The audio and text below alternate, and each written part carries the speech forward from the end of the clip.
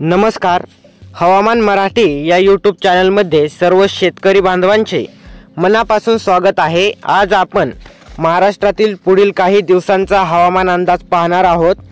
तर सध्याच्या परिस्थितीत तर हवामान अंदाज हा तफावत आहे. म्हणजे आपण पाहायला गेलं तर सध्याच्या परिस्थितीत हवामानामध्ये तफावत दिसून येत आहे. दिवसा कडक ऊन आहे तर रात्री थंडीचा जोर वाढू लागला आहे. सध्या सर्व शेतकरी हे हरभरा व ज्वारी काढण्याच्या मागे लागलेले आहेत व प्रसिद्ध हवामान तज्ज्ञ जे आहेत पंजाबराव डक त्यांनी देखील सांगितलेले आहे की 14 तारखेपर्यंत सर्व शेतकऱ्यांनी त्यांच्या रानातील जे काही कडधान्य आहे ते काढून घ्यायचं आहे. कारण की 14 तारखेनंतर हवामानामध्ये मोठा बदल होणार आहे.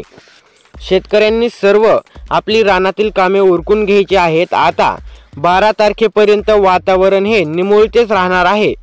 मात्र 12 तारखेनंतर मुंबई किनारपट्टी वर तीव्र वारे धडकण्याची भीती आहे व मुंबई किनारपट्टीवर तीव्र वारे धडकल्यानंतर हे वारे महाराष्ट्रामध्ये येण्याची दाट शक्यता आहे. त्यानंतर पाहायला गेलं तर या महाराष्ट्रातील किनारपट्टीवरील 14 तारखेनंतर पाऊस पडण्याची शक्यता आहे.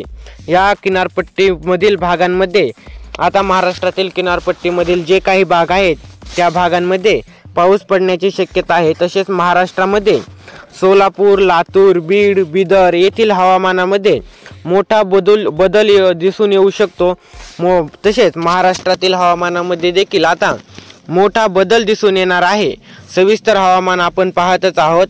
तरी नवीन हवामान अंदाजाकरिता आपल्या चॅनलला आता सबस्क्राईब करून ठेवा, जेणेकरून तुम्हाला येणारा पुढील हवामानाचा व्हिडिओ सर्वात अगोदर पाहायला मिळेल.